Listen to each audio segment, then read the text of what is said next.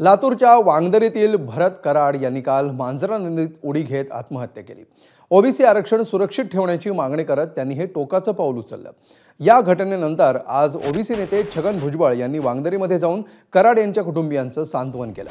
यावेळी भुजबळांनी भरत कराड यांच्या चिमुरडीला मांडीवर घेतलं आणि भुजबळांचे डोळेही पाणावले। यावेळी भुजबळ भावुक झाल्याचंही पाहायला मिळालं। छगन भुजबळांसोबत धनंजय मुंडेही उपस्थित होते। दरम्यान पीडित कराड कुटुंबाला सर्वतोपरी मदत करणार असल्याचं आश्वासन देखील यावेळी भुजबळांनी दिलं।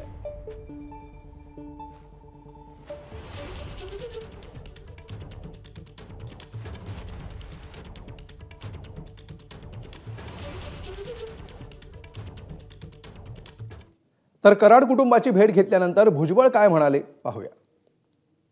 3-4 दिवस काय हैदोस मुंबई शहरामध्ये घातला आपल्याला माहिती आहे।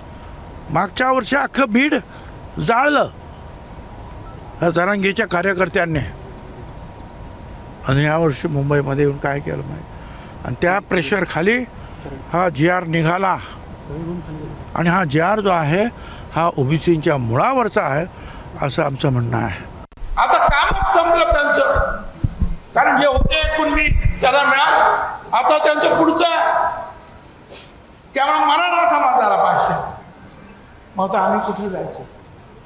आम्ही काय पाप केलंय? लहान समाजामध्ये आमचा जन्म झाला, ते पाप आहे का आमचं? एबीपी माझा, उघडा डोळे बघा नीट।